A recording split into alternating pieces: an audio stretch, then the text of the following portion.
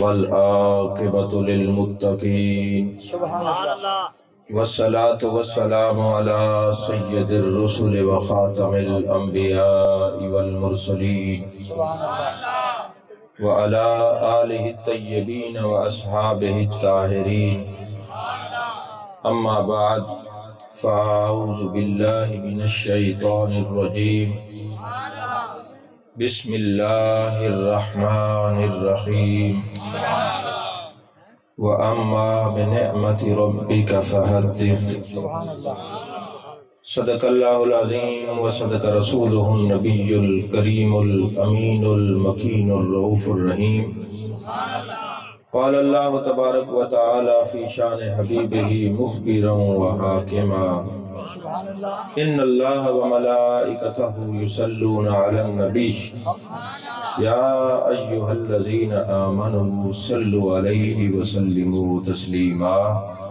اللہم صلی علی سیدنا و مولانا محمد وعلی آل سیدنا و مولانا محمد وبارک وسلم وصلی علیہ الصلاة والسلام علیکہ یا رسول اللہ الصلاة والسلام علیکہ یا حبیب اللہ الصلاة والسلام علیکہ یا نبی اللہ الصلاة والسلام علیکہ یا خیر خلق اللہ۔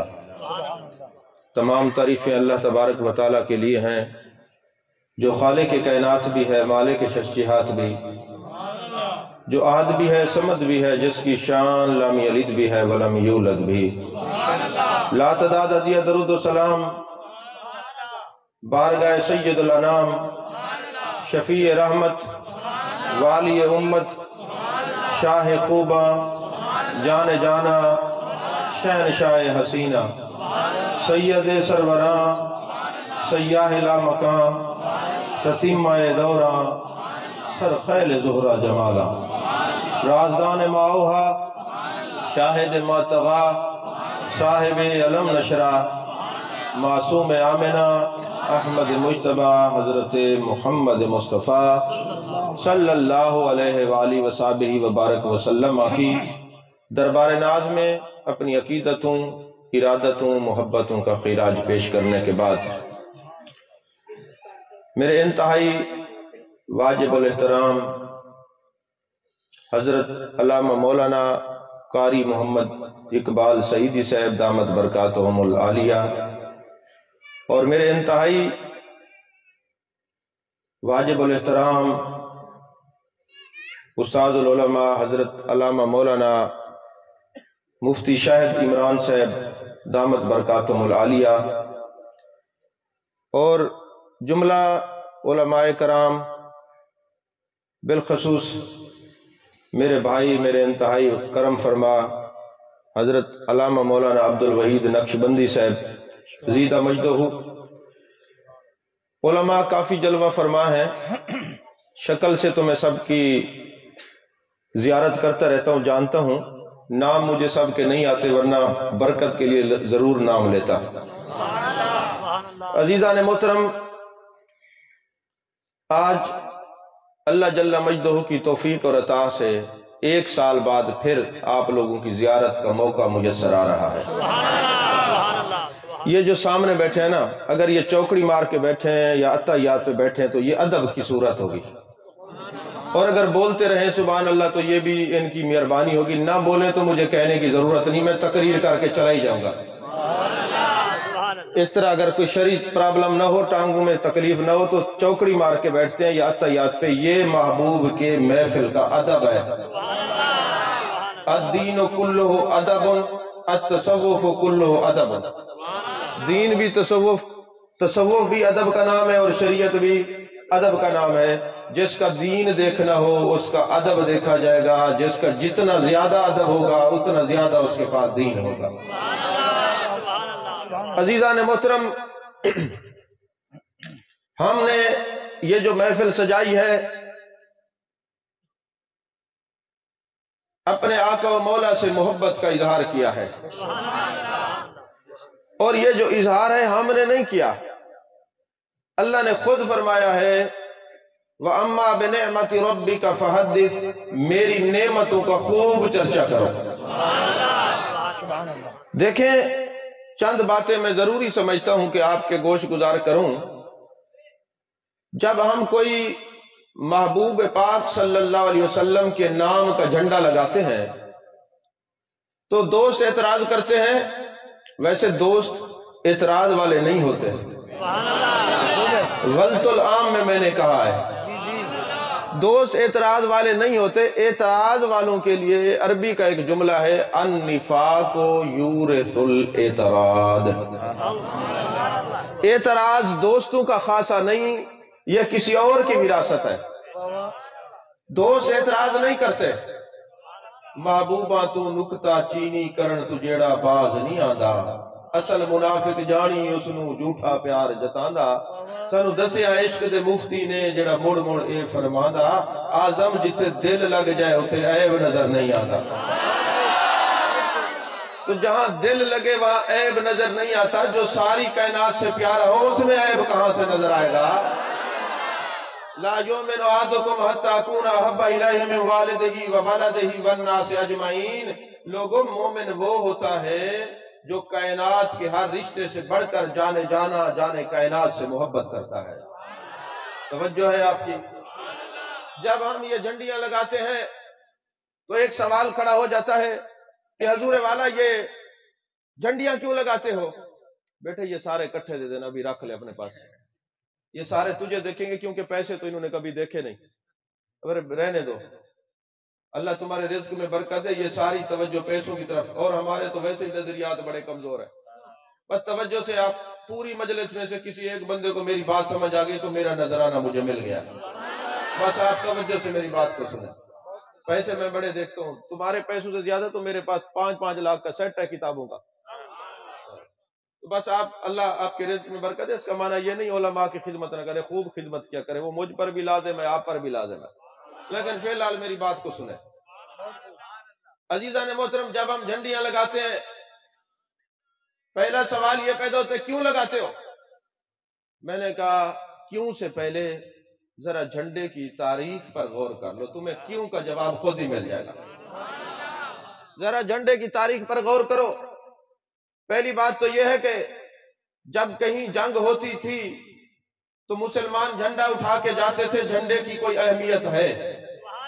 یہی وجہ تھی کہ جانے کائنات مصطفیٰ جان رحمت صلی اللہ علیہ وسلم فرما رہے ہیں، اب جھنڈا حضرت زید کے ہاتھ میں ہے، وہ بھی شہید ہو گئے۔ اب جھنڈا عبداللہ بن رواح کے ہاتھ میں ہے، وہ بھی شہید ہو گئے۔ اب جھنڈا جعفر طیار کے ہاتھ میں ہے، وہ بھی شہید ہو گئے۔ اب خالد بن ولید کے ہاتھ میں ہے۔ جھنڈا ہاتھ میں ہو یا جھنڈا ہو، کوئی حقیقت ضرور ہے۔ سمجھ میں آ رہی ہے؟ پہلے تو دیکھیں گے یہ جھنڈے کی تاریخ کیا ہے۔ آسان سی تعریف یہ ہے کہ جھنڈا کسی سے تعلق کے اظہار کے لیے لگایا جاتا ہے۔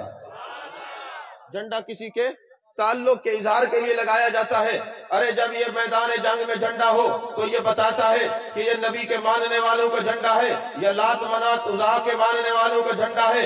یہ جھنڈا کسی سے تعلق کا اظہار بتاتا ہے۔ سادہ سی مثال ہے، اگر کسی کے گھر پہ شیر کا جھنڈا لگا ہو تو آپ کو پوچھنے کی ضرورت نہیں، پتہ چل جاتا ہے اس گھر والے کا تعلق کون سی پارٹی سے ہے۔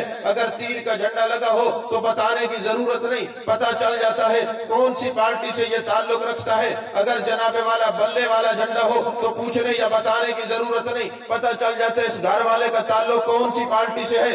اور اگر کالا جھنڈا لگا ہو تو پوچھنے یا بتانے کی ضرورت نہیں، ایک مکتبہ فکر ہے وہ لگاتا ہے۔ تو جب تم اپنے گھر میں سیاست دانوں سے اظہار محبت کرو اور اظہار تعلق کرو، ہم تو اعتراض نہیں کرتے، اور جب دیوانوں کے گھر پہ گنبد خضرا کے مکی کا جھنڈا لگا ہوتا ہے، ارے تم اپنے تعلق کا اظہار کرتے ہو، یہ عاشق اپنے تعلق کا اظہار کرتے ہیں۔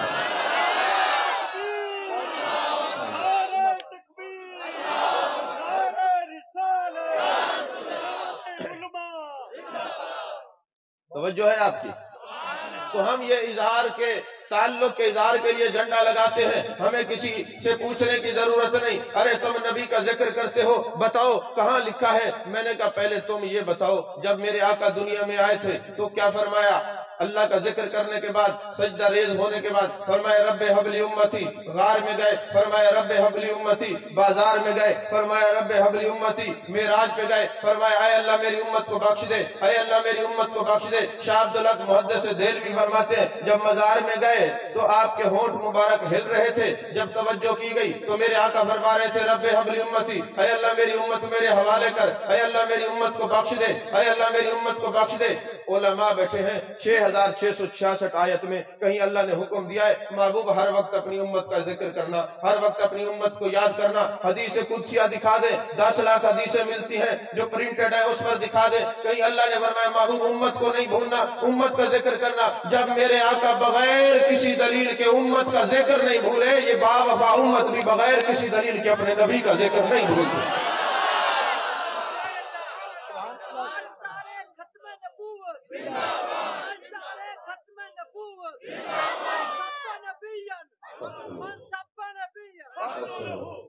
توجہ ہے آپ کی عزیزان محترم. پھر جی جب آپ یہ میلاد مناتے ہیں، 12 ربیع الاول کو کیوں مناتے ہیں؟ 12 ربیع الاول کو جلوس کیوں نکالتے ہیں؟ 12 ربیع الاول کو نبی کے نام کے نعرے کیوں لگاتے ہیں؟ میں نے کہا جانے جانا، جانے کائنات مصطفیٰ، جانے رحمت صلی اللہ علیہ وسلم 12 ربیع الاول کو اس دنیا کو بکائے نور بنانے کے لیے تشریف لائے. آتے ہی فرمایا ربی حبل امتی، اے اللہ میری امت کو بخش دے، اے اللہ میری امت کو بخش دے. 12 ربیع الاول کے دن یہ نبی امت کو نہیں بھولا، اور 12واں ربیع الاول کے دن یہ امت اپنے نبی کے ذکر کو نہیں بھولتی.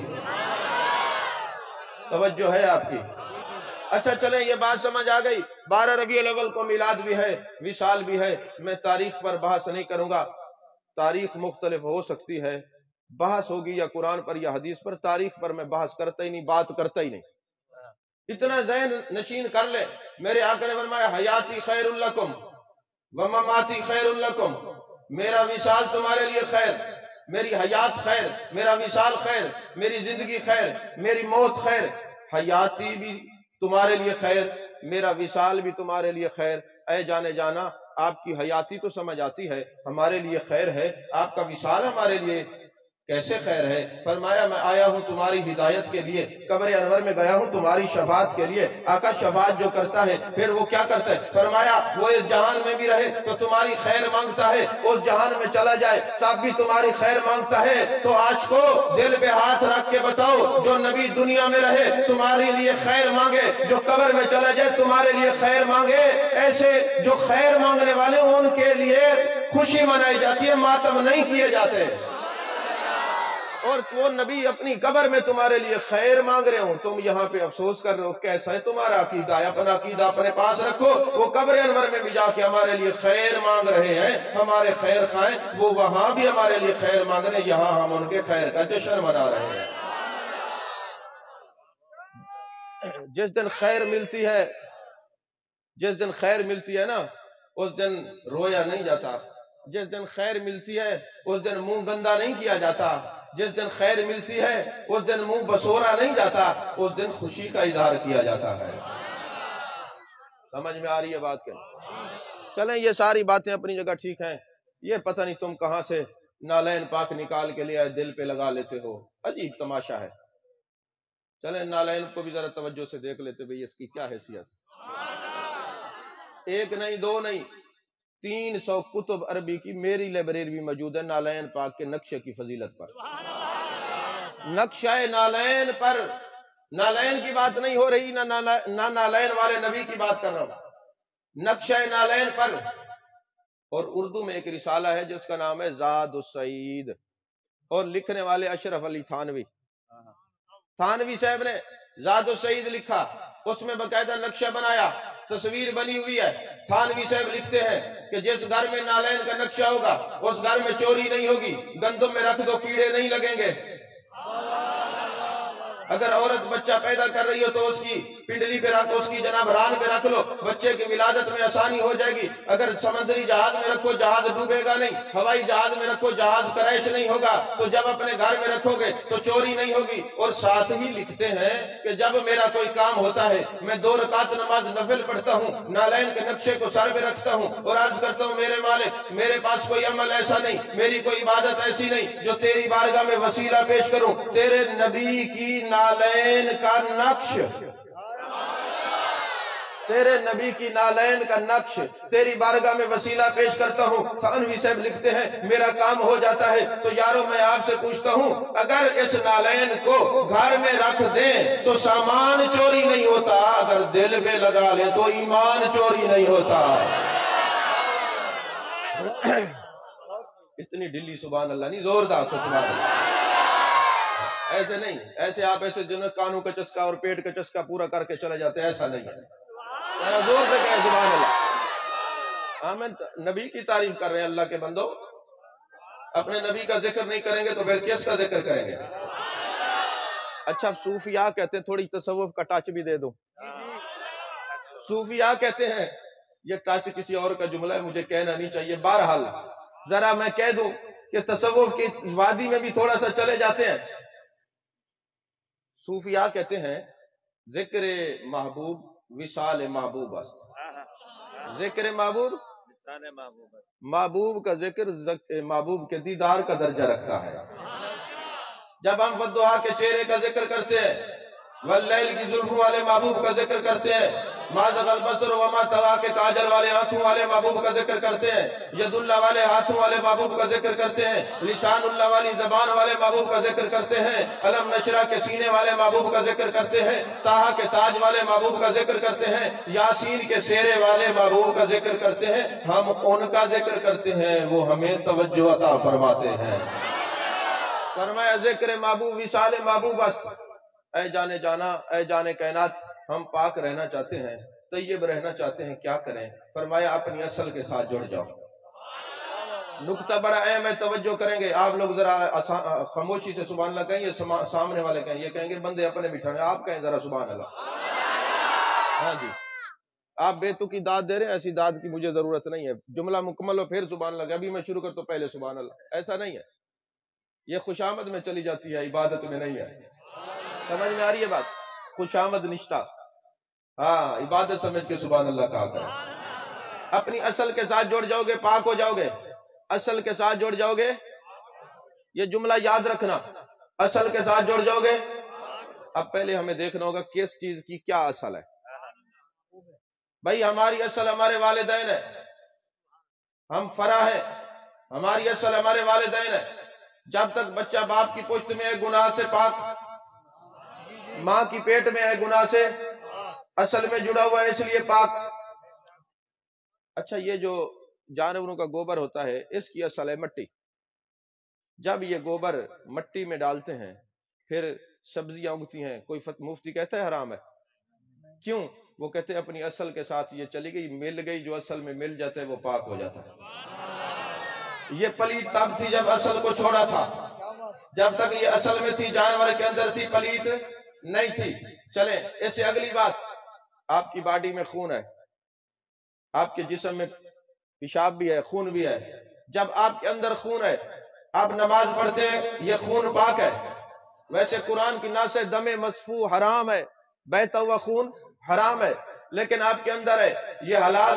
آپ طواف کر رہے ہیں، خون کچھ نہیں کہتا، یہ اندر طیب ہے۔ آپ مینا جاتے ہیں، مزدلفہ جاتے ہیں، عرفات جاتے ہیں، یہ خون طیب ہے، طاہر ہے، لیکن کسی دن اگر تھوڑا سا کٹ لگ جائے، یہی خون آپ کی باڈی کو چھوڑ دے، یہ جسم پہ لگا، جسم کو پلیت کر دیا، کپڑوں سے لگا، کپڑوں کو پلیت کر دیا۔ آپ اشرف المخلوقات ہیں، جو آپ کی نسبت کو جو چیز چھوڑے وہ پلیت ہو جاتی ہے، جیسے لگے اس کو پلیت کر دیتی ہے۔ پوری کائنات کی اصل میرے مصطفیٰ ہیں، جو ان کے در کو چھوڑتا ہے وہ بھی پلیت ہو جاتا ہے، جیسے ملتا ہے اس کا عقیدہ بھی پلیت کر دیتا ہے۔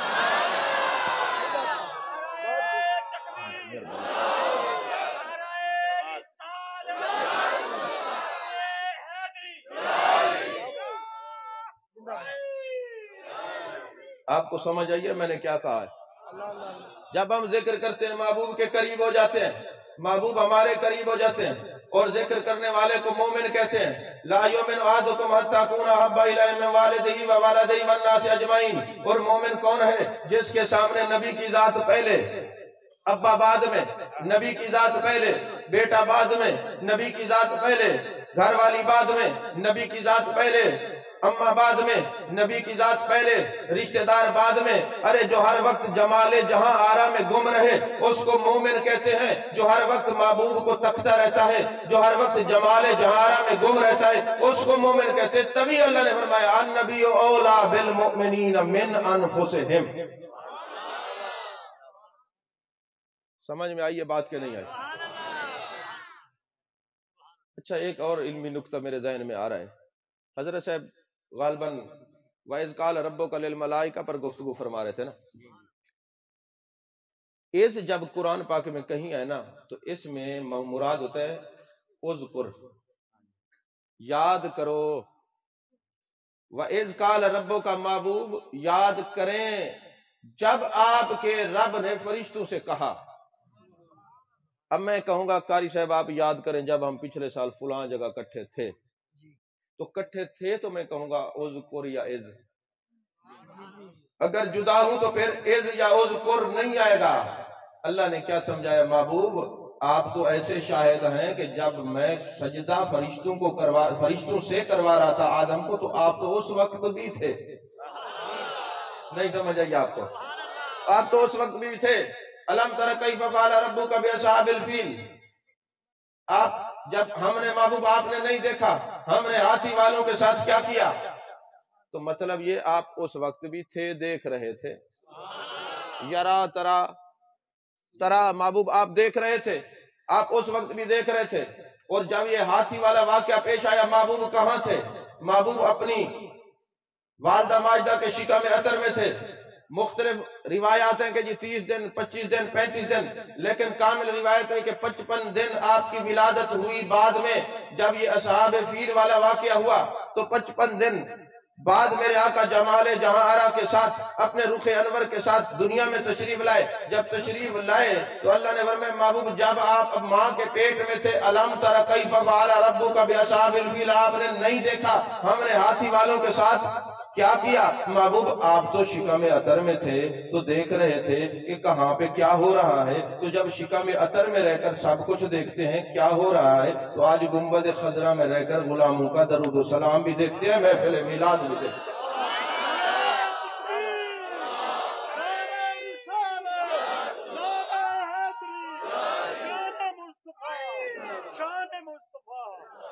توجہ ہے آپ کی؟ اگلی بات اس سے زیادہ جملہ جو ہے وہ زیادہ کامل ہے۔ اگلا جملہ زیادہ کامل ہے۔ اچھا آپ بخت نصر کو پڑھیں، آپ مختلف کتابوں کا مطالعہ کریں، پتہ نہیں کتنے لوگ ہیں بیت المقدس پہ حملہ کیا مگر اللہ نے کچھ نہیں کہا۔ آخر وجہ کیا تھی کہ یہاں جو آئے اصحاب فیل وہ ہاتھی والے نسیہ منسیہ ہو گئے، اصحاب اس کے ذریعے پرندوں ابابیل کے ذریعے اللہ نے ان کا کام تمام کر دیا۔ وجہ کیا ہے؟ محدثین اور مفسرین نے لکھا وجہ صرف یہ ہے کہ 55 دن جشن ولادت تھی، اور ولادت والے شہر میں تم گند ڈالنے کے لیے آئے ہو اور وہاں پہ رپڑا ڈالنے کے لیے آئے ہو۔ تم میرے نبی کے ولادت کا جشن روکنا چاہتے ہو، جو نبی کی ولادت کا جشن روکے گا میں سوا ہستی سے اس کو مٹا کے رکھ دوں گا۔ نہیں سمجھ آئی بات آپ کو؟ آپ کو یہ علماء کو سمجھیے، آپ کو نہیں سمجھ آئی میں نے کیا کہا ہے؟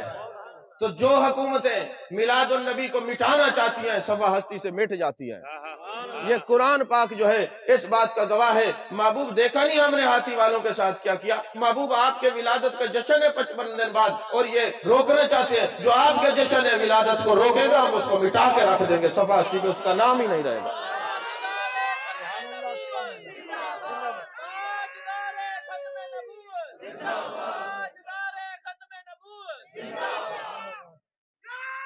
توجہ ہے؟ بولیے یار۔ اچھا جو آئے تھے مٹانے کے لیے وہ فساد والے تھے یا میلاد والے تھے؟ فساد والے تھے نا۔ میلاد والے تو جناب عبد المطلب تھے نا، تو انہوں نے قیمتی جملہ کہا، انہوں نے کہا میرے جانور مجھے واپس کر دو پھر یہ گھر جانے گھر والا جانے۔ وہ اپنی عبادت کر لے گا، جانتے وہ بھی تھے میرے آقا کی آمد ہے۔ اور یاد رکھنا فساد والوں کی کوئی قیمت نہیں ہوتی۔ ایک مثال دے رہا ہوں، توجہ ہے آپ کی؟ اگر تھی سکے تو انہیں کو چوپ چا کراؤ تو آپ کو وڈیاں کو شرم آ دیئے بالیں کو ملے ہیں سارے واسطے بڑا مسئلہ ہے جتنا میں نے کو یہ آئے بیٹھے۔ ہاں جی خاموشی سے بچے بیٹھے توجہ سے سنیں۔ محبوب کی محفل میں ذکر میں بولتے نہیں ہیں، سنتے ہیں بس. ابھی نہ چھڑے، بیٹھے بیٹھے. تمہیں ایک مثال دینے لگا ہوں، توجہ سے سنیے گا. یہاں بڑے بڑے پرانے لوگ بھی بیٹھے ہیں، عمر رسیدہ بھی بیٹھے ہیں. جب آپ لوگوں نے ہوش سنبھالا ہوگا تو اس وقت دیسی گھیو 4 آنے کلو ملتا تھا، اب ملتا ہی نہیں ہے. اچھا یہ جو ڈالٹا گھیو ہے یہ اتنا مہنگا ہو گیا کہ 500 بھی کراس کر گیا. چینی بھی مہنگی ہو گئی، اشیاء خورد و نوش بھی مہنگی ہو گئی.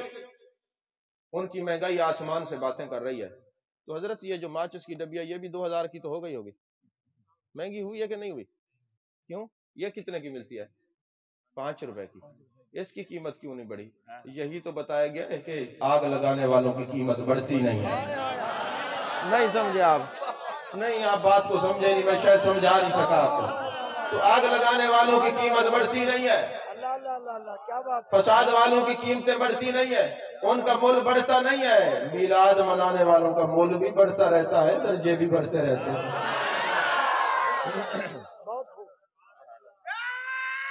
عزیزان محترم، اللہ نے فرمایا وَأَمَّا بِنِعْمَةِ رَبِّكَ فَحَدِّثْ، میری نعمتوں کا خوب چرچا کرو.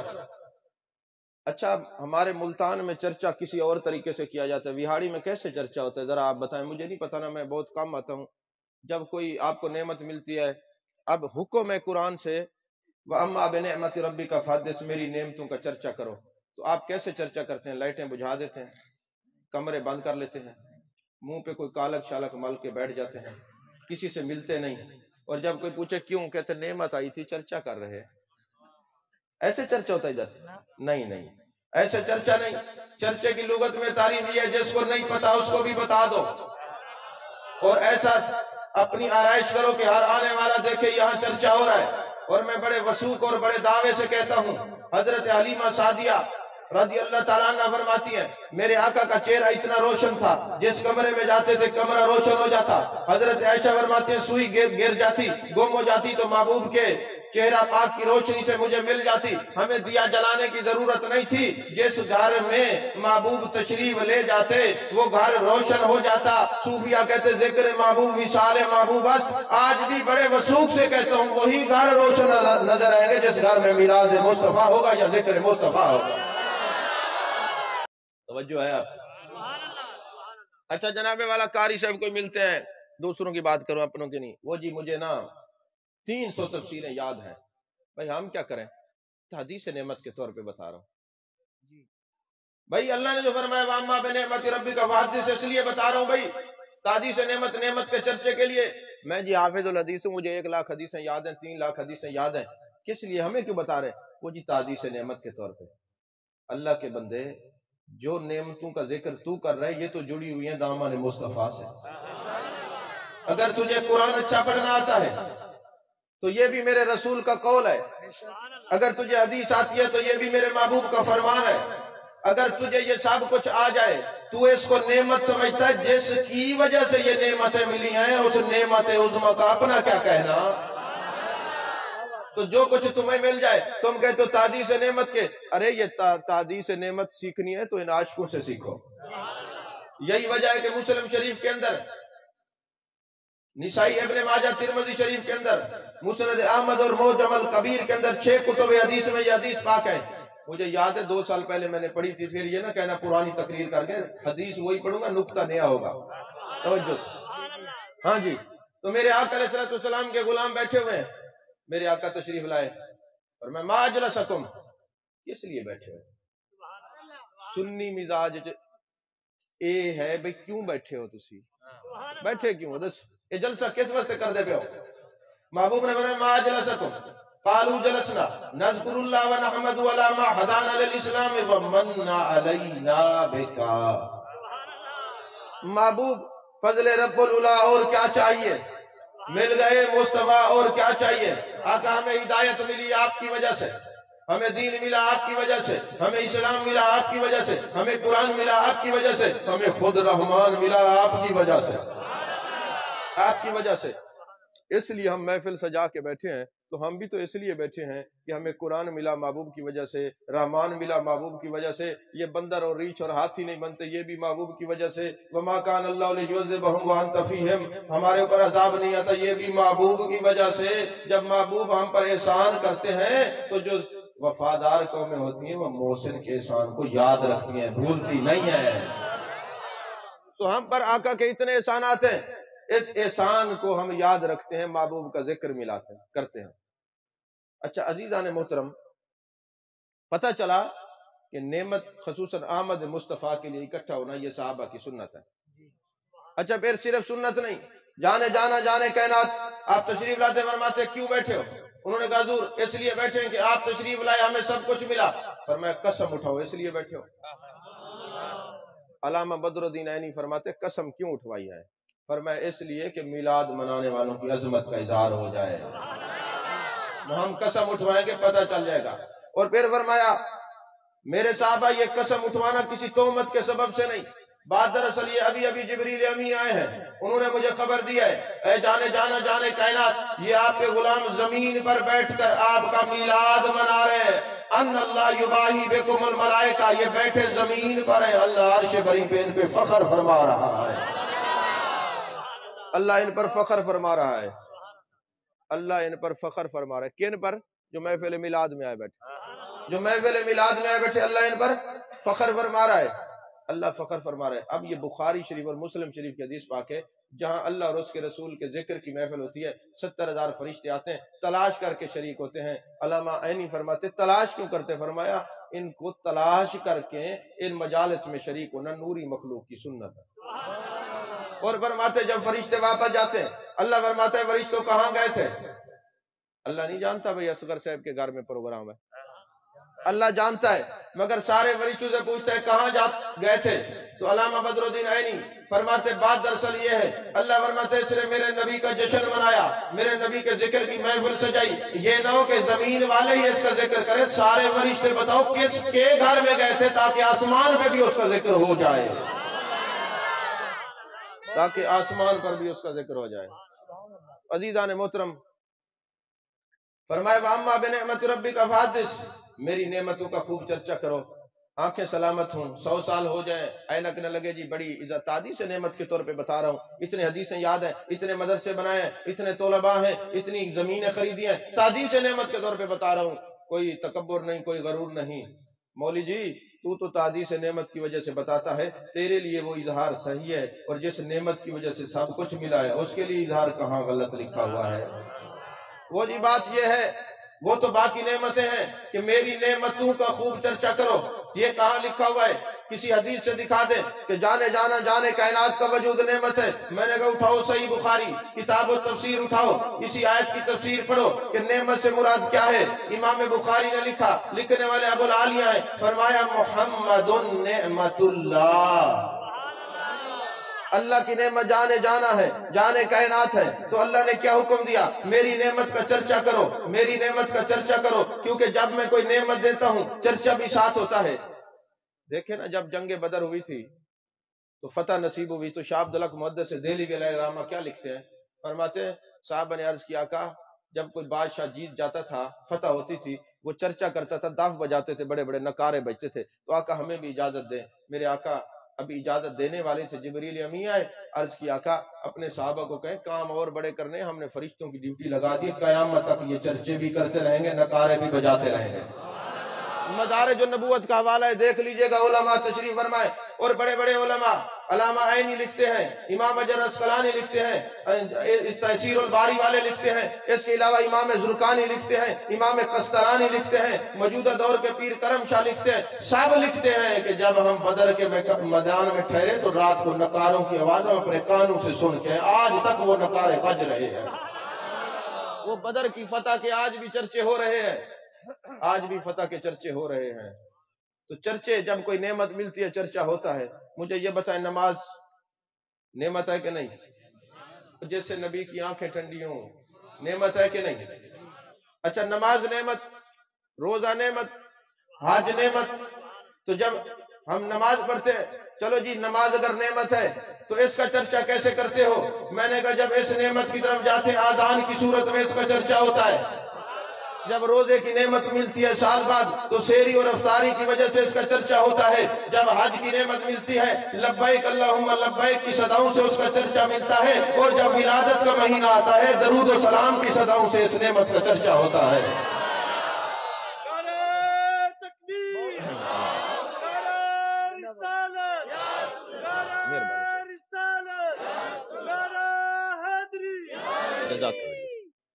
توجہ ہے آپ. تو یہ چرچے کا حکم کس نے دیا؟ بولیے یار. یہ میں نے قرآن کی آیت پڑھی. اچھا میں حدیث پڑھتا نا، ہو سکتا ہے بعد میں کوئی شروع ہو جاتا جناب وہ جی حدیث پڑھی ہے. پہلے آپ حدیث کی سند ڈھونڈیں. حدیث حسن ہے، حسن لذاتی ہے، لغیری ہے، مرسل ہے، مقطوع ہے، مرفوع ہے، شاذ ہے، منکر ہے، غریب ہے، کون سی ہے؟ پہلے ہم نے کہا پہلے قرآن پڑھ لیتے، حدیث بعد میں پڑھیں گے.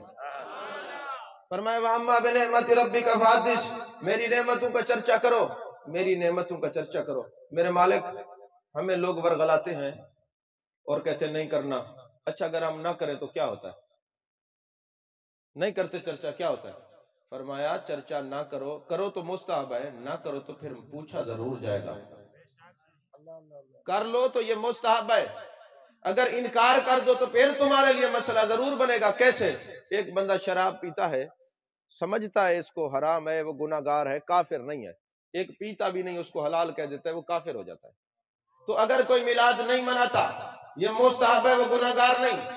لیکن اگر انکار کرتا ہے تو پھر پرابلم اس کے لیے ہوگی. اللہ نے قرآن میں فرمایا ثم لتسألن یومئذ عن النعیم، قیامت والے دن تمہیں اس نعمت کے بارے میں تم سے سوال کیا جائے گا. اس نعمت کے بارے میں سوال کیا جائے گا. اچھا قیامت والے دن بھی سوال کیا جائے گا، قبر میں بھی سوال ہوگا. یہی وجہ ہے کہ جب قبر میں جاتے پوچھا جاتا ہے ما کنت تقول فی ھذا الرجل. میں ابھی گڑم اور تقریر تھی تو میں نے وہاں پہ بات سنائی. ہمارے علاقے میں ایک علامہ صاحب ہے، وہ میلاد کے بڑے خلاف تقریریں کرنی. وہ ایک دن میرے پاس ہے، کہنے لگے حضرت میں چھپ چھپ کے آپ کی بڑی تقریریں سنتا ہوں اور اپنے شاگردوں کو کہتا ہوں کہ ڈاکٹر صاحب کو سنا کریں، اور جو بولتے ہیں دلائل کے ساتھ بولتے ہیں، پھر رد بھی نہیں ہوتا. مجھ سے تو نہیں ہوتا کم از کم، وہ کہتے ہیں تو لہٰذا چھپ کے سنا کرو. تو کہتے ہیں حضرت میں نے ایک خواب دیکھا اور آپ کے پاس آیا ہوں، آپ اس کی تعبیر بتائیں.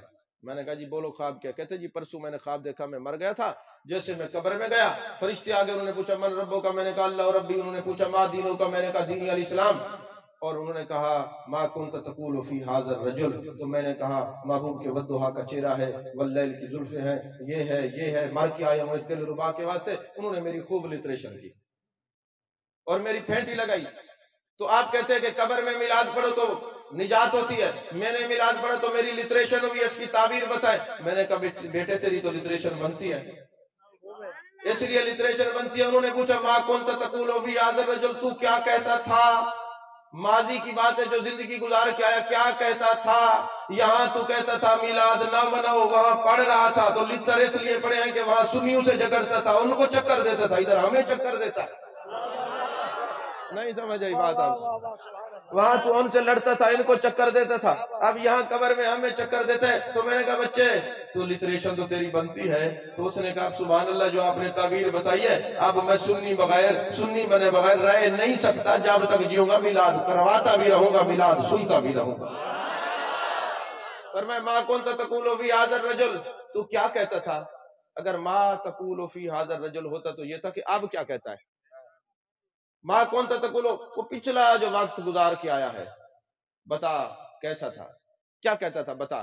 اچھا یہاں بھی ایک علمی بات ہے، یہ نہیں ہے کہ ما کنت تقول فی ھذا النبی. رجل کیوں ہے؟ فرمایا رجل اس لیے ہے کہ مرد وہ ہوتا ہے جس کے اندر جسم اور روح دونوں چیزیں ملی ہوں. کوئی یہ نہ کہے کہ یہ روحانی طور پہ آئے ہیں. رجل کہہ کے بتایا جا رہا ہے میرے آقا بنفس نفیس خود تشریف لائے ہیں تیری قبر میں. اس لیے فرمایا ما کنت تقول فی ھذا الرجل. اور علامہ نظام الدین نیشہ پوری نے خوبصورت نکتہ لکھا ہے. فرمایا ما کان محمد ابا احد من رجالکم، وہ کسی مرد کے باپ نہیں. فرمایا جو ختم نبوت کا چوکیدار بن کے جاتا ہے نا، اس کو سمجھ آ جاتی ہے کہ رجل قبر میں کیوں کہا ہے. نہیں سمجھے بات آپ ابھی؟ قبر میں کیوں فرمایا؟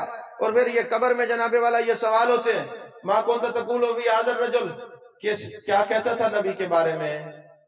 ابھی قبر میں بڑی شرمندگی اس کو ہوگی کہ جو محبوب کی حیات کے قائل نہیں ہے۔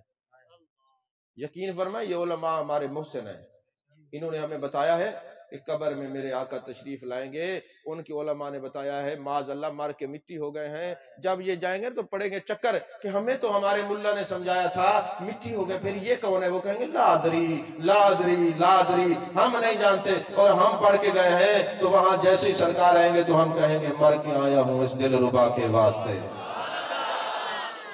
مر کے آیا ہوں اس دل ربا کے واسطے، مر کے آیا ہوں اس دل ربا کے واسطے۔ توجہ ہے میں نے کیا کہا ہے؟ یہ اس وقت آپ کو میلاد پڑھنے والے علماء یاد آئیں گے، آپ کہیں گے ان کا احسان ہے، اگر نہ پڑھاتے تو چکر میں ہم پڑے رہتے، ہم کیا پڑھ کے آئے تھے، آگے مسئلہ کچھ اور ہے۔ ابھی ایک سوشل میڈیا پہ ایک فتنہ چلا ہوا ہے، ذرا میں اس کو بھی جواب دے دوں۔ ایک نام میں نہیں لیتا پاک سٹیج پہ اس کا، اس نے کہا جی بات یہ ہے، یہ مولویوں کے پیٹ کے دندے ہیں، مولوی کہتے قرآن کو سمجھنے کے لیے علوم عالیہ چاہیے، 20 علوم جب تک نہ ہو قرآن سمجھ نہیں آتا، تو لہذا قرآن کو سمجھنے کے لیے کسی علم کی ضرورت نہیں۔ یہ اللہ جو فرما رہے وَلَقَدْ يَسَّرْنَا الْقُرْآنَ لِلذِّكْرِ فَهَلْ مِن مُدَّكِرٍ، تمہیں سمجھ نہیں آتی؟ میں نے کہا مفتی گوگل کے شاگرد، تجھے نہیں پتا فیس بک پہ بیٹھ کر باتیں کرنا اور بات ہے، اور تو یہ اگر کہتا ہے، آمنے سامنے بات ہوئی ہے، میں نے کہا اگر تو یہ کہتا ہے کہ قرآن کو سمجھنے کے لیے کسی علم کی ضرورت نہیں، یہ جو تو آیت پڑھتا ہے یہ حفظ کے لیے ہے، سمجھنے کے لیے ضرورت ہے، سمجھنے کے لیے علوم عالیہ کی ضرورت ہے، جب تک نہیں پڑھیں گے آپ کو کبھی قرآن کی سمجھ نہیں آئے گی۔ اب میں دلیل دینے لگا ہوں، اگر کوئی ہے میرے سامنے کھڑا ہو کہ میری دلیل کا رد کر کے دکھائے مجھے یہ بتائیں اللہ نے قرآن میں فرمایا ہے لعنت اللہ علی الکاذبین، کیونکہ بلا فرمایا نا، اس کا ترجمہ کیا بنتا ہے؟ جھوٹے پر اللہ کی، جھوٹے پر اللہ کی۔ آپ مجھے یہ بتائیں وہ کوئی مخصوص جھوٹے ہیں یا سارے جھوٹے ہیں؟ جی نہیں آپ جواب نہ دیں، مخصوص جھوٹے ہیں یا سارے جھوٹے ہیں؟ اچھا کوئی جھوٹی گواہی دے دے تو پھر وہ چھوٹا لانتی ہے کہ بڑا لانتی ہوگا کیونکہ اس نے جھوٹی گواہی دی ہے۔ تو اب میں اعتراض قائم کرنے لگا ہوں تمہارے نظریے اور عقیدے پر، تم کہتے ہو کہ قرآن کو سمجھنے کے لیے کسی علم کی ضرورت نہیں، میں صرف نہیں پڑھنے دوں گا، ناو نہیں پڑھنے دوں گا، شرح جامی ملا جامی نور الانوار نہیں پڑھنے دوں گا۔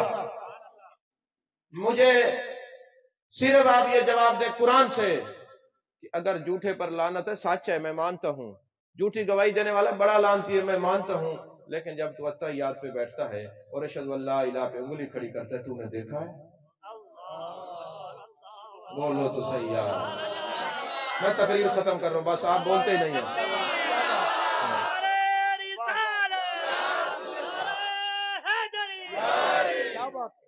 تم نے دیکھا؟ اگر نہیں دیکھا تو پھر تم تو جھوٹی گواہی دے رہے ہو، پھر تو تمہارے عقیدے کے مطابق جیسے ہی نماز پڑھی گئے، لیکن ہم تو نہیں جاتے، ہم تو پھر بیٹھے۔ یہ پڑھتی ہے تمہارے اوپر، ہمارے اوپر نہیں، کہ کیونکہ ہم نے قرآن کو سمجھا ہے، اساتذہ کے سامنے ذنوب تلمس طے کیا ہے، ان کے سامنے ان کی جوتیاں اٹھائی ہیں، ان کی نظروں سے بھی پڑھا ہے، ان کے لفظوں سے بھی پڑھا ہے، تو پھر اس کا جواب کیا ہوگا؟ اب یہاں پہ وہ کلا بیٹھے میری بات کی تائید کریں گے۔ شہادت دو قسم کی ہوتی ہے، شہادت علی شہادت، شہادت مع المشاہدہ۔ مثال دے کے سمجھاؤں، اگر کسی کو گولی لگتی ہے اور بندہ مرتا نہیں، اب پولیس والے اس سے پوچھتے ہیں بتاؤ تجھے کس نے گولی ماری، وہ بتاتے فلاں نے ماری، اب اس کے کہنے پہ FIR کٹ جاتی ہے۔ اور بعض اوقات ایسا ہوتا ہے گولی لگ جاتی ہے بندہ مر جاتا ہے، اب دیکھا جائے گا ماری کس نے ہے، جو عینی شاہدین ہوں گے ان سے پوچھا جائے گا، اور شاہد کے لیے آنکھوں کا ہونا لازم، موقع پہ ہونا لازم، واقع کا علم ہونا لازم، تو یہ ساری چیزیں ہوں گی تو وہ گواہ ہوگا۔ تو اب یہ ہے ایک شہادت علی شہادت، ایک ہے شہادت مع المشاہدہ۔ اللہ نے فرمایا محبوب باقی جتنے دلائل تھے وہ خاموش تھے، انبیاء اگرچہ ناطق دلائل تھے مگر سب نے جبریل سے سنا کہ میں ہوں، تجھے میں نے معراج پہ بلایا، سبحان الذی اسری بعبدہ، میں نے اپنے پاک بندے کو، پاک ہے وہ ذات جس نے اپنے عبد مقرب کو سیر کرائی، محبوب تو آ جا، ثم دنا فتدلا فکان قاب قوسین او ادنا، محبوب آ جا میری زیارت کر جا، ان کو بتا قول واللہ احد، یہ شہادت علی شہادت ہے، جو تیرے کہنے پہ مجھے ایک کہے گا وہ جھوٹا نہیں ہوگا کہ تیری زبان سے جو سنا ہے۔ نہیں آپ کو سمجھ آئی بات، ذرا علمی تھی، میں نے آسان کر کے سمجھائی ہے۔ تو لہذا پتا چلا اگر اسی طرح تم بیٹھے رہو گے، اور بھی آیات ہیں، پھر میں اپنے موضوع سے ہٹ جاؤں گا۔ تو قرآن کو سمجھنے کے لیے علوم عالیہ کی ضرورت ہے۔ جب تک آپ وہ فنی علوم، فنی وہ ہنسی مذاق والا نہیں، یہ فنون والا جو اس کو پڑھنے میں، قرآن کو سمجھنے میں مددگار ثابت ہوتا ہے۔ اب کچھ لوگ اٹھتے ہیں، وہ کہتے ہیں نہیں جی ہم تو صرف قرآن کو مانتے ہیں، حدیث کو نہیں مانتے۔ میں نے کہا اچھا کرتے ہو، پھر قرآن سے یہ رکعتیں تو نکال دو صبح کی نماز کی، ظہر اور عصر اور مغرب کی عشاء کی، جی وہ تو حدیث میں۔ میں نے کہا پھر مانو حدیث کے بغیر قرآن سمجھ آتا ہی نہیں۔ سمجھ میں آئی ہے کہ نہیں بات؟ عزیزان محترم، اب سوال یہ ہوتا ہے کہ ثم لتسألن یومئذ عن النعیم، قیامت والے دن سوال کیا جائے گا۔ اب اگلا سوال ذہن میں کبھی کبھی بیٹھے بیٹھے آتا ہے، میرے مالک ہمیں تو حکم دیا ہے میری نعمتوں کا خوب چرچا کریں، اور نعمت عظما، نعمت کبریٰ جانے جانا کی ذات ہے، تو نے بھی کبھی اپنے نبی کا جشن خود منایا ہے؟ توجہ ہے کہ نہیں؟ تو نے بھی اپنے نبی کا جشن خود منایا کہ نہیں؟ فرمایا میں نے وَلَقَدْ زَيَّنَّا السَّمَاءَ الدُّنْيَا بِمَصَابِيحَ، یہ جتنے آسمان کے تارے ہیں میں نے نبی کے لیے بنائے۔ خَلَقَ لَكُم مَّا فِي الْأَرْضِ جَمِيعًا، خَلَقَ لَكُم، بنایا تمہارے لیے، یہ آئے تمہارے لیے، یہ اسی کا ترجمہ اعلیٰ حضرت نے کیا ہے۔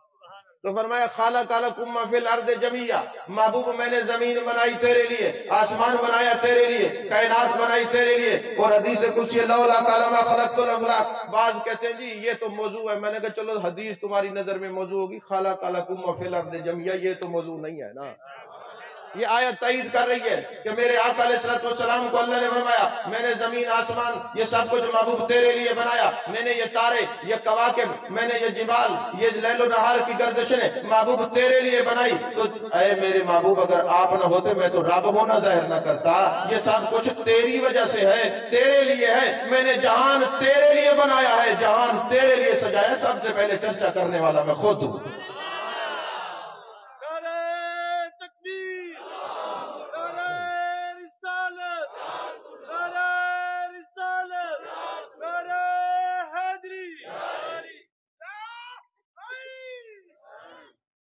لگتا ہے آپ تھک گئے، تقریر ختم کرتے بعد دعا مانگ، کیونکہ آپ تھکے ہوئے، تقریریں 5-5 10-10 ہماری ہوتی ہے، تھکاوٹ آپ کو ہوتی ہے۔ عزیزان محترم، اور محبوب کا چرچا کیسے کیا؟ فرمایا میں نے اپنے محبوب کو اتنا حسین بنایا، اتنا خوبصورت بنایا کہ میرے محبوب کا چہرہ خود محبوب کا چرچا ہے۔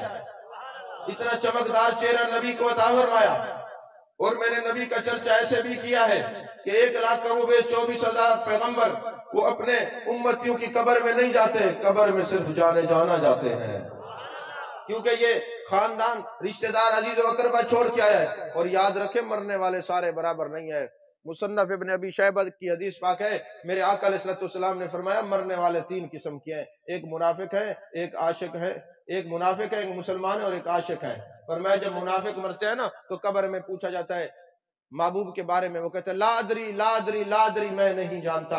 اور پھر دوسرے وہ ہوتے ہیں جو پہچان لیتے ہیں، اور تیسرے وہ ہیں اللہ کرے ہمارا شمار ان میں ہو جائے۔ میرے آقا علیہ السلام نے فرمایا کہ جب میرے امتی، میرے عاشق، میرا ذکر کرنے والے، میری محبت میں گم رہنے والے، میری محبت میں اٹھنے بیٹھنے والے، ہر وقت جمال جہارہ کو تکنے والے قبر میں جائیں گے، فرشتے پوچھیں گے ما کنت تقول فی ھذا الرجل، میں کہوں گا فرشتے بتا دے گا میرا رب اللہ ہے، بتا دے گا۔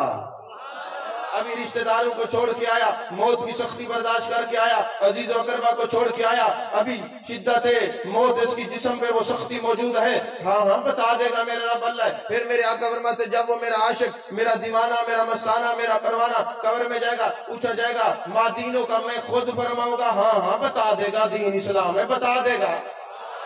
فرمایا ما کنت تقول فی ھذا الرجل، پھر جب میرے بارے میں پوچھا جائے گا میں کہوں گا ہاں ہاں یہ مجھے بھی جانتا ہے، میں اسے بھی جانتا ہوں۔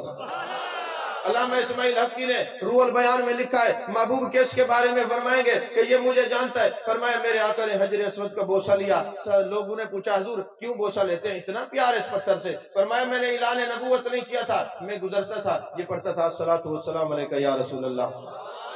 اس لیے مجھے اس سے پیار ہے۔ فرمایا جو نبی پتھر کے درود کو نہیں بھولا وہ امتیوں کے درود کو کیسے بھولے گا؟ فرمایا جب قبر میں سوال ہوگا ما کنت تقول فی ھذا الرجل، تو میرے آقا فرمائیں گے ہاں امتیو، ہاں میرے فرشتوں کیا پوچھتے ہو، یہ میرا امتی ہے، ہر وقت میرے پر درود پڑتا تھا، میں اسے جانتا ہوں، یہ مجھے جانتا ہے،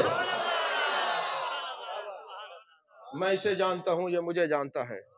اور فرمایا میں نے محبوب کا چرچا ان کی صورت میں اس طرح بھی کیا ہے، جتنے انبیاء آئے ان کی مہر نبوت ان کے دائیں ہاتھ پر تھی، وہ اپنا ہاتھ دکھاتے تھے کہ ہم نبی ہیں۔ فرمایا محبوب ہم نے پشت پہ آپ کی مہر نبوت رکھی ہے تاکہ آپ کو ہاتھ دکھا کے اپنا نبی ہونا ثابت نہ کرنا پڑے، جو بھی آپ کا چہرہ دیکھے گا کہے گا خدا کی قسم یہ سچے نبی کا چہرہ ہے، سچے نبی کا چہرہ ہے۔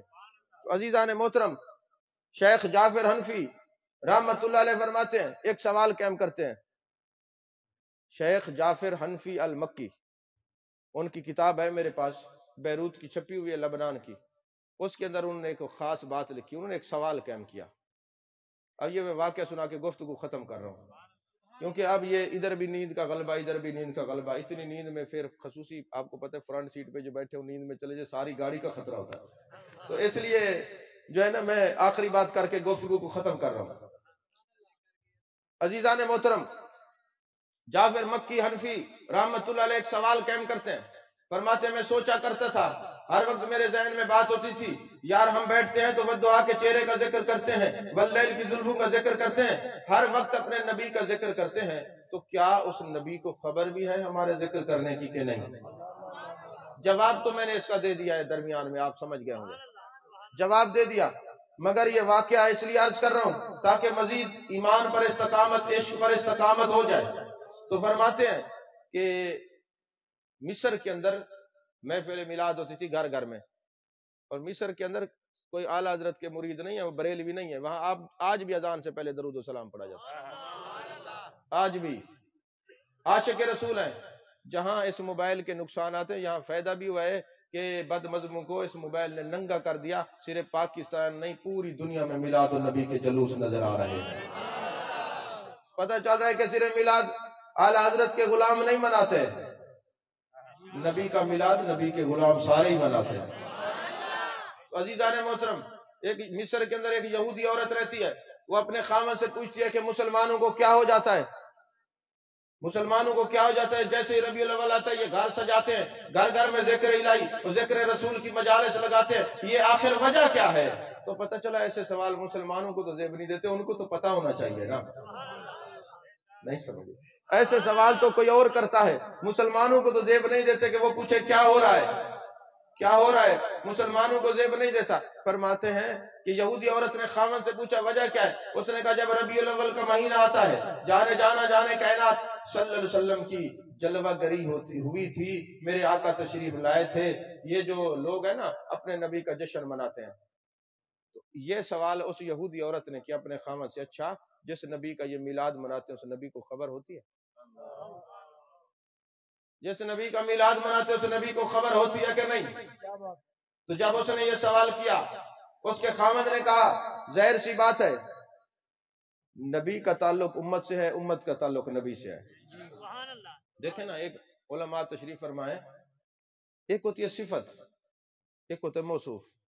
میں یہ کہوں چل رہا ہے، آپ کہیں گے پتہ نہیں کون چل رہا ہے، میں کہوں گا میں ایک چل رہا ہے، میں کہوں گا جی دوڑ رہا ہے، آپ کہیں گے کون دوڑ رہا ہے، میں کہوں گا جی موٹر سائیکل دوڑ رہا ہے یا گھوڑا دوڑ رہا ہے۔ صفت کے ساتھ جب تک موصوف نہ ہو نا تو جملہ مکمل نہیں ہوتا، بات پوری نہیں ہوتی۔ آپ پڑھیں لا الہ الا اللہ محمد الرسول اللہ، اور رسول صفت ہے اور موصوف کو کہیں دنیا سے چلے گئے مٹ گئے، تو آپ کا تو کلمہ ہی درست نہیں ہے، کلمہ اسی کا درست ہے جو کلمہ بھی پڑھے میرے نبی کی حیات کو بھی مانے۔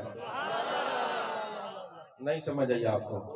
جو کلمہ بھی پڑھے میرے مصطفیٰ کی حیات کو بھی مانے۔ ہم نے کہا ہیں، انہوں نے کہا تھے، ہم ہیں کی وجہ سے قبر میں کامیاب، وہ تھے کی وجہ سے پریشان لادری کہیں گے۔ یہ ہاں اور تھے میں بڑا فرق ہے۔ تو یہودی عورت نے کہا جس نبی کا یہ میلاد مناتے نبی کو خبر ہے کہ نہیں؟ انہوں نے کہا ظاہر سی بات ہے، جس نبی کے لیے میلاد منا رہے خبر تو ہوگی۔ اب وہ عورت رات کو سوتی ہے، جب سوتی ہے تو کیا دیکھتی ہے؟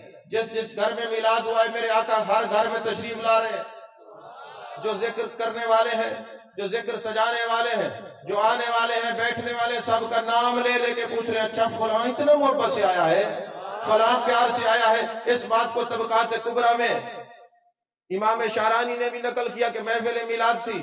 حضرت میں نے اس شعر کو 14 سال ڈھونڈا ہے کہ یہ کس کا لکھا ہوا ہے، تو فرماتے میں وہ محفل میلاد تھی، پہلے میں اپنے استاد حضرت مولانا منظور احمد فیضی رحمت اللہ علیہ سے میں یہ شعر سنا کرتا تھا، تو پھر ان کا وصال ہو گیا، ہمیں تو ہوش تب آیا جب دنیا سے وہ چلے گئے، اس وقت تو پتہ ہی نہیں تھا کہ یہ کیا چیز ہے۔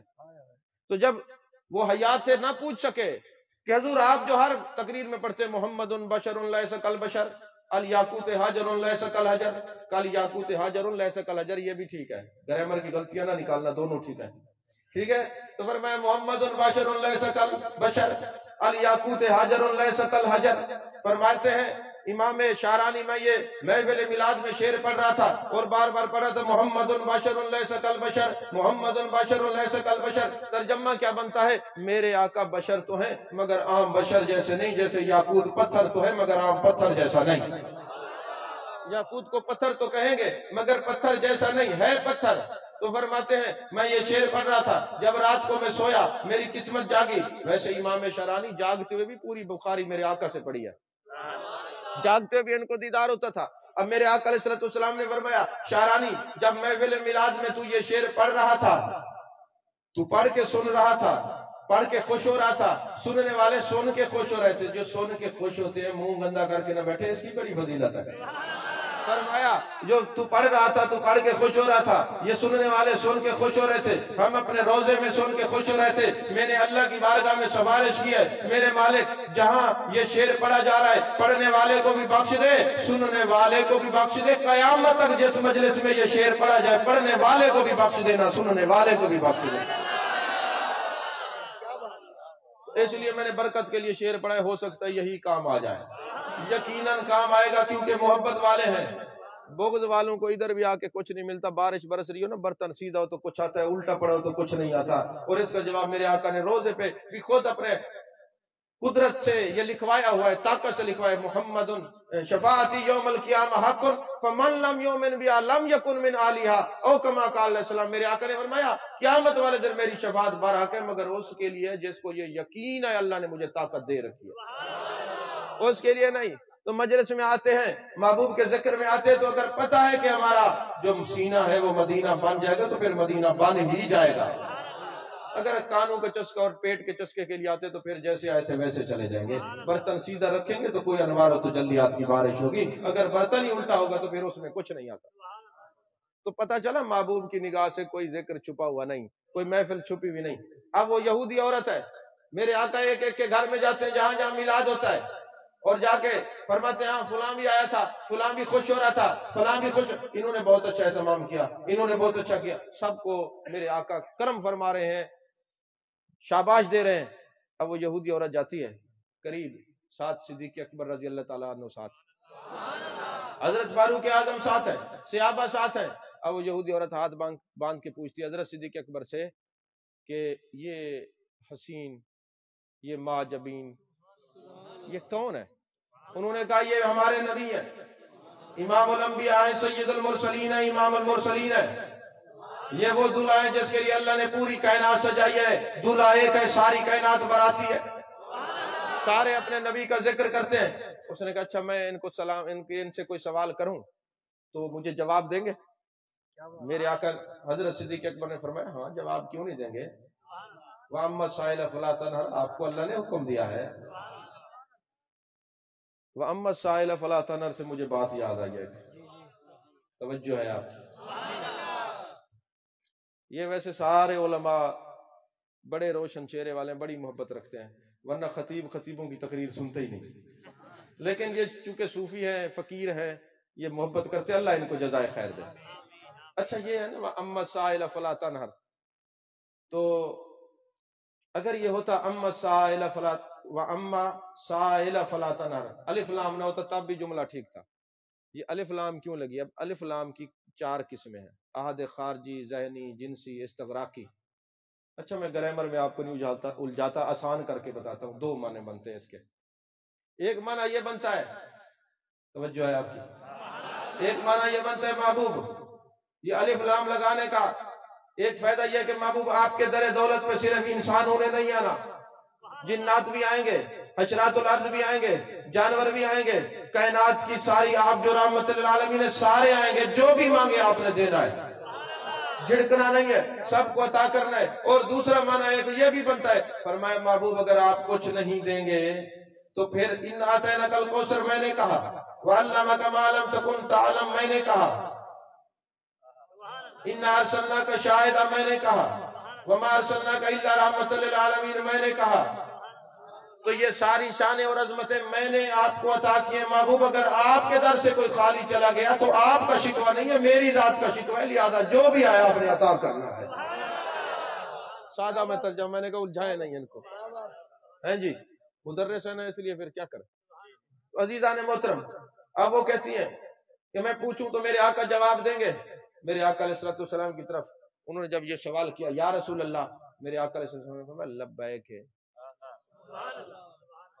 مرد کے لیے ہوتی ہے لبیک، عورت کے لیے ہوتی ہے لبیک ہے، بھولنا نہیں ہے، ورنہ ہم پہ اعتراض لگانے والوں ہم بھی غلطیاں پکڑیں تو تم تو ایک بھی تمہیں تو یہ نہیں پتہ لفظ وضو ہوتا ہے یا وضو ہوتا ہے، رحمت ہوتا ہے یا رحمت ہوتا ہے، احمد ہوتا ہے یا احمد ہوتا ہے، یہ نہیں پتہ، ملتزم ہوتا ہے یا ملتزم ہوتا ہے، منتظر ہوتا ہے یا منتظر ہوتا ہے، مرشد ہوتا ہے یا مرشد ہوتا ہے۔ تمہاری تو اردو ہی خراب ہے، اب اعتراض تو وہ کرے جو کچھ جانتا بھی ہونا، نہیں سمجھے ہیں؟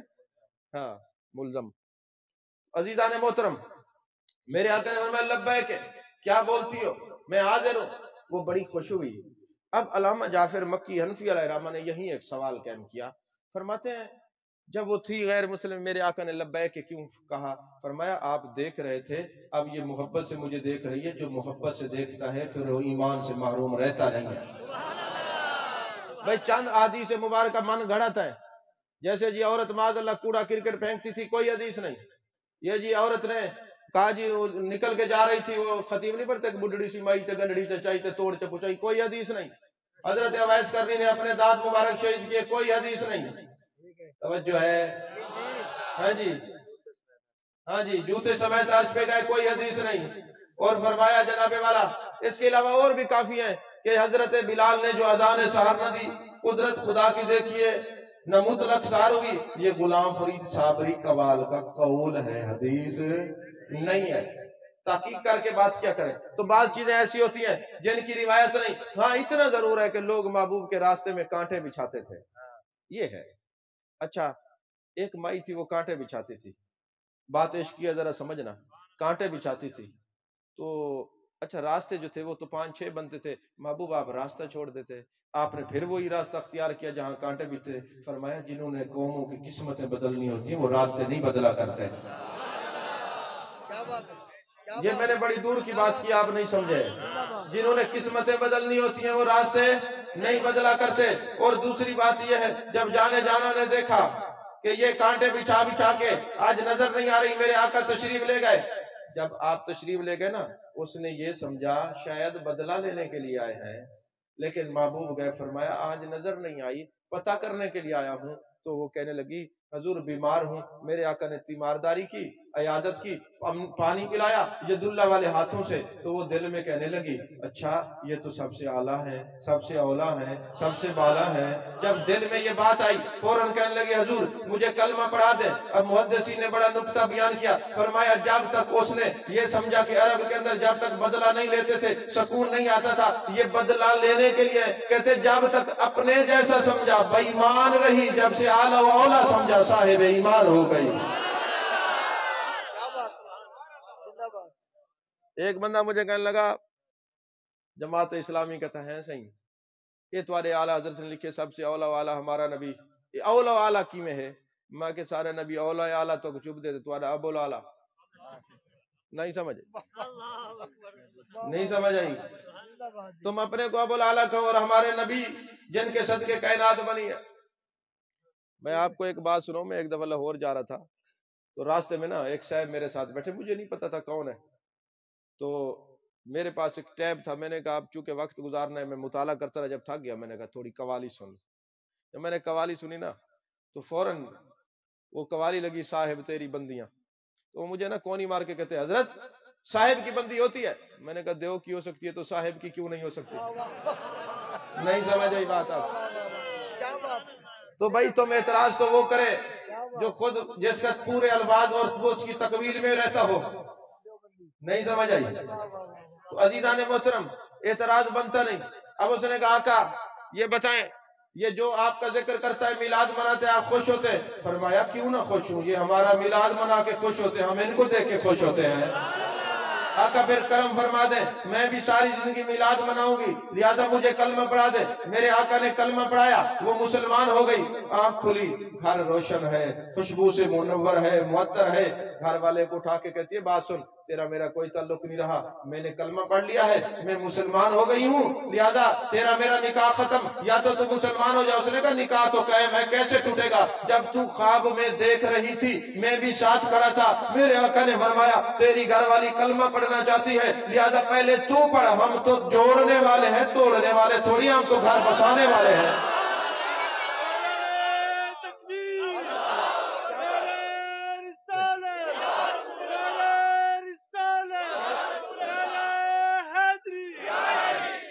توجہ ہے آپ کی؟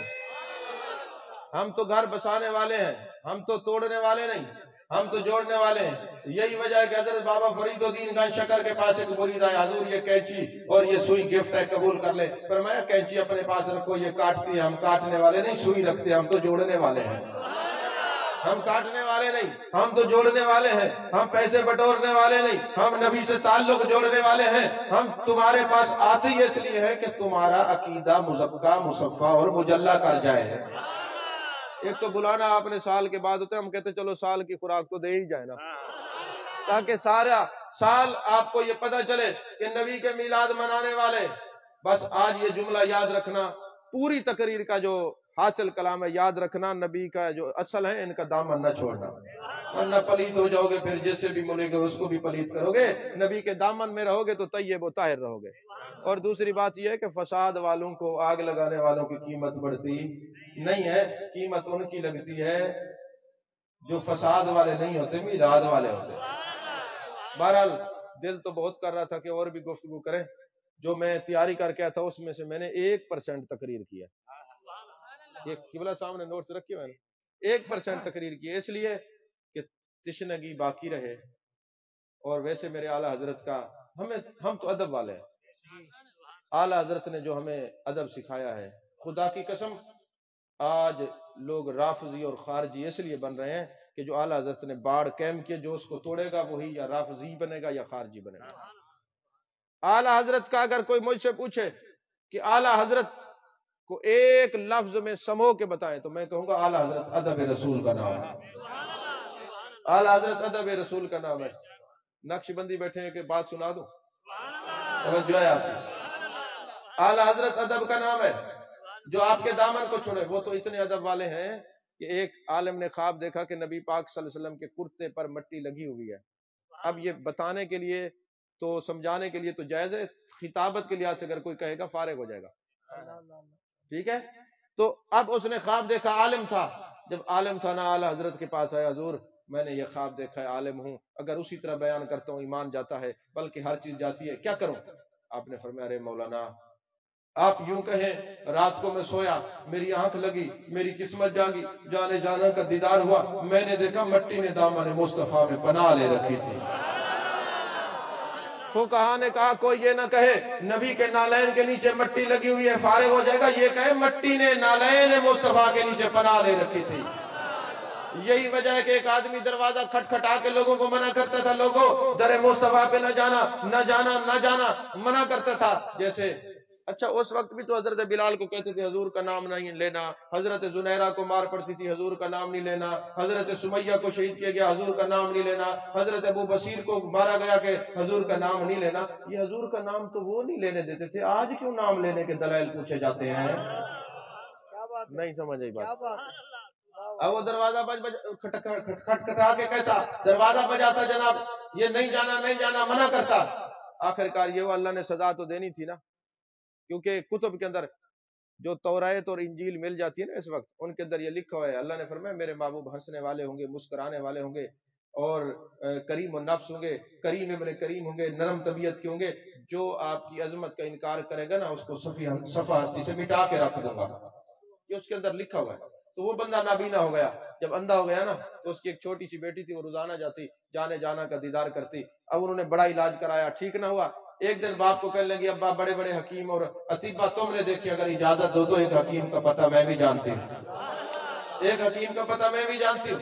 اب آتی ہے ایک ڈبی لے کے آتی ہے، جس مٹی نے معبود کی نالین میں پناہ لے رکھی تھی اس کو ڈبیا کے اندر ڈالتی ہے، سرما بنا کے باپ کی آنکھوں میں لگاتی ہے، آنکھیں روشن ہو جاتی ہیں۔ وہ کہتے بیٹا دوائی کہاں سے لائی ہو؟ کہنے لگی یہ دوا میں کسی سے مانگ کے نہ لائی، یہ وہ حکیم ہے، وہ طبیب دو جہاں ہیں جن کی نالین کے نیچے مٹی آ جائے وہ بھی اتنا شفا دیتی ہے، اس نالین والے اپنے نبی کی شفا کا عالم کیا ہوگا۔ عزیزان محترم، اعلیٰ حضرت پر بات کہہ رہا تھا۔ حضرت میاں شیر محمد صاحب رحمۃ اللہ علیہ گئے نا حج کرنے، جب واپس آئے تو اب پتہ ہے اعلیٰ حضرت کا نام ہم نے ہر محفل میں لینا کیوں شروع کر دیا؟ اس لیے کہ لوگوں نے منع کرنا شروع کر دیا۔ جب منع کریں گے تو ہم لیں گے، کیونکہ جنہوں نے عظمت مصطفیٰ کا چوکیدارہ کیا ہو تو پھر چوکیدار جو ہوتا ہے وہ تو اپنی جان کو جو ہے نا وہ دو پہ لگا کر لوگوں کے ایمان اور سامان کی حفاظت کرتا ہے۔ سمجھ میں آ رہی ہے بات کہ نہیں ہے؟ تو میاں شیر محمد صاحب جاتے ہیں، حج کرتے ہیں، پھر آتے ہیں بغداد شریف، میرے آقا علیہ السلام سے اجازت لے کر بغداد آتے ہیں، اور حضرت غوث الثقلین سیدی و سندی، سیدی و مرشدی، قندیل نورانی قطب ربانی شیخ عبد القادر جیلانی قدس سرہ العزیز کے دامن میں بیٹھ کے مراقبہ کرتے ہیں۔ زیارت ہوتی ہے، پوچھتے حضور یہ بتائیں ہند میں آپ کا کون سا جانشین ہے اور کون سا آپ کا نائب ہے؟ فرماتے بریلی میں اعلیٰ حضرت ہے، امام احمد رضا اس کا نام ہے۔ اب میاں شیر محمد صاحب آتے ہیں اور واپس جاتے ہیں، 15 دن ان کی خدمت میں رہتے ہیں۔ جب واپس آتے ہیں جملہ ہے بڑا قیمتی، اور آخری بات، آخری جملہ سن لیں، دل کی تختی پہ لکھ لینا۔ میاں شیر محمد صاحب سے جب مریدین نے پوچھا اعلیٰ حضرت کو کیسا پایا، انہوں نے کہا خدا کی قسم ایک نور کا پردہ ہے، نور کے پردے کے پیچھے محمد مصطفیٰ بولتے ہیں، آگے احمد رضا بولتے ہیں۔ وآخر دعوانا الحمدللہ رب العالمین۔